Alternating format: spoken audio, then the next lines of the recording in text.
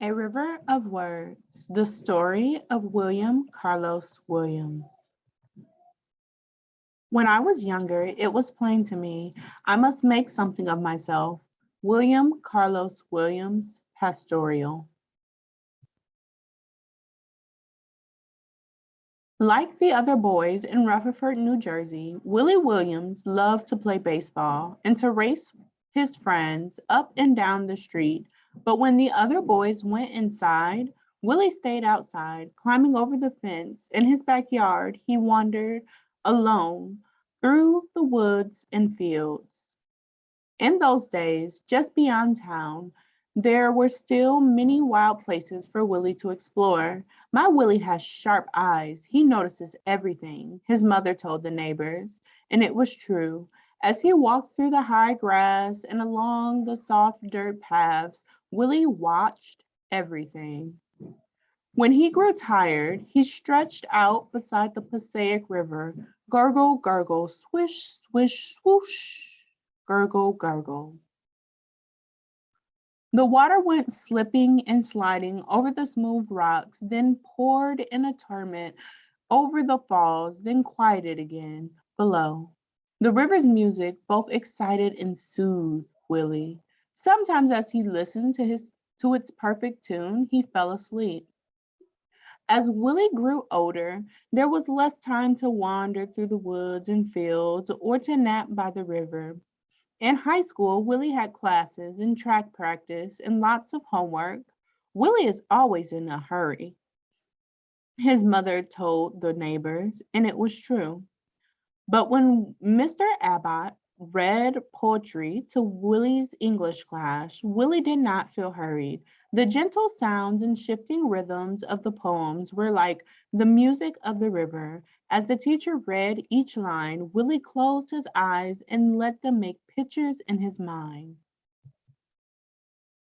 One night, alone in his room, Willie began to write his own poems. At first, he imitated the famous English writers he had learned about in school. He counted the beats in each line and made the endings rhyme. The archer is awake, the swan is flying, gold against blue, an arrow is lying. Poetry suited Willie. Every night he looked forward to sitting at his desk and writing a few new lines. But after a while, he grew frustrated. He had pictures in his mind that didn't fit exactly into steady rhythms or rhymes. I have never seen a swan or an archer, Willie thought. I want to write about ordinary things plums, wheelbarrows and weeds, fire engines, children, and trees. Things I see when I walk down my street or look out my window. I will write of leaves and the moon in the treetops. So Willie tried writing a new way. Instead of counting the beats or making the end words rhyme, he let each poem find its own special shape on the page. There is a bird in the poplars. It is the sun. The leaves are little yellow fish swimming in the river.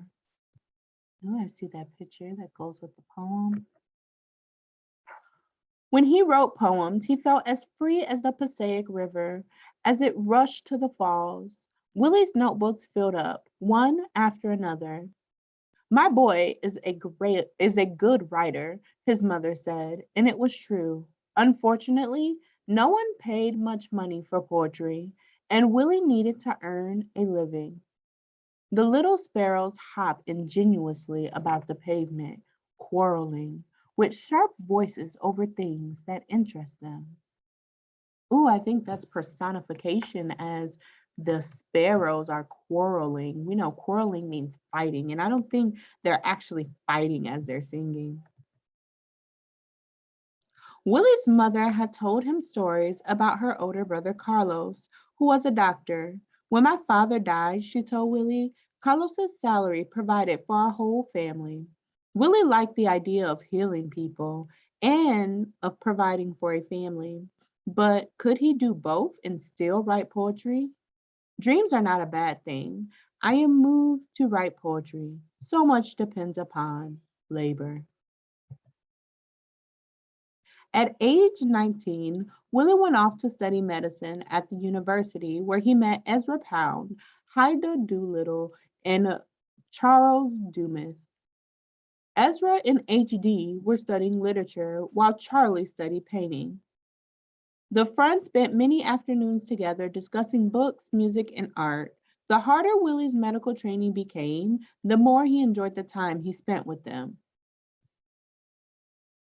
When he graduated, he returned to Rutherford and hung his sign, William C. Williams, MD, Family Medicine. Every morning, Dr. Willie Williams filled his black bag with medicines and instruments and drove off to visit patients in their homes. Every afternoon, he returned to his office when more patients waited. All day, he delivered babies, healed hurts and bruises, set broken bones, and wrote prescriptions for coughs and fevers. Dr. Williams is the busiest man in town, said the neighbors, and it was true. But no matter how many babies he delivered, no matter how many sick people he cured, Willie could not stop writing poems. So much depends upon a red wheelbarrow glazed with rainwater beside the white chicken. On his prescription pad, he scribbled a few lines whenever and wherever he could. In those precious times, the rhythm of the river he had rested beside as a child seemed to guide him, like the water that sometimes ran slow, smooth, and steady, and other times came rushing in a hurried flood. Willie's lines flowed across the page. After his long doctor's day, Willie climbed to the attic where he kept a lamp and a desk filled with letters from his artist friends and notes he'd made about things he'd heard, seen, or done. As the rest of Rutherford put out its lights, Willie took out his pen and his notes. He sat down and looked at the words.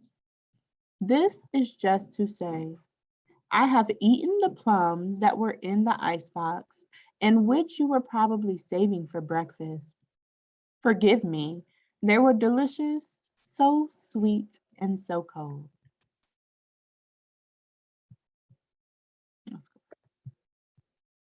He sat down and looked at the words and shaped them into poems. The moon in the dried weeds, 7 feet tall, the dark dried weed stalks make a part of the night a red lace on blue milky sky, and the moon is tilted and half gone. Here's a timeline of William Carlos Williams' life. So you see from the beginning, we have this date here when he is born, all the way until when he dies. So you can see all the different things that he accomplished in his life. Thanks for reading with me, friends.